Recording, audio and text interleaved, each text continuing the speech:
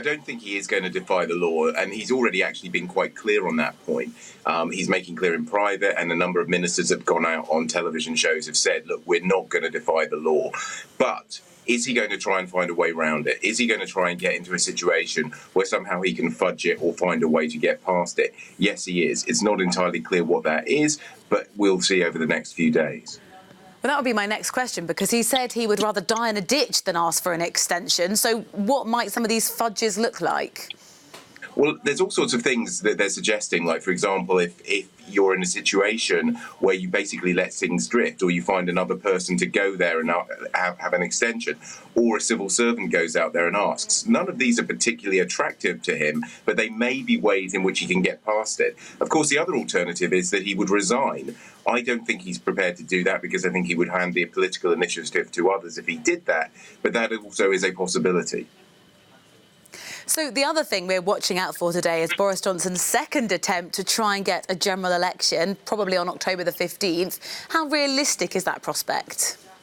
At the moment, it's looking like he's going to lose that very, very clearly. What the opposition parties and the rebel Conservatives who've just lost the whip have realised is that he's going to be on the run if you have a general election after October the 31st. Everything in Boris Johnson's attempts to become leader of the Conservative Party, everything that he's said since he's been Prime Minister has been, we will leave the EU on October the 31st.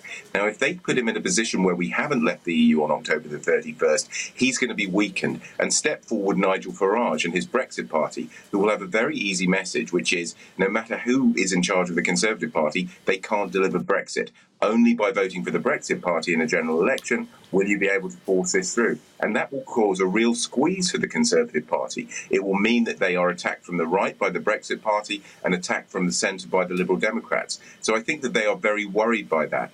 Having said that, the Conservatives still remain ahead in the polls. And I think a lot of people in Europe are really struggling with this idea of how is it that there can be so much chaos in the UK and Boris Johnson is ahead in the polls. That's because a lot of people in this country just want Brexit done. They're sick of it. They're sick of all the bickering. They're sick of the fact that every time they turn on the news, there's some new arcane detail that's popped up or someone popping up from somewhere else saying that. So at the moment, the government is actually reasonably popular in the polls.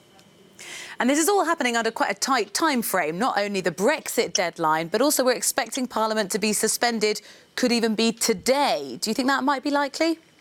I think it's extremely likely. Come what may, it's going to be prorogued, that means suspended, in the next 2 or 3 days. It's quite likely that the government will want to do it sooner rather than later. And that's because they want to limit the opportunities of the opposition and the rebels to come forward with ways of putting him into corners and painting him into corners and making life difficult for him. So I would expect it to come sooner rather than later, but come what may, it's going to happen this week.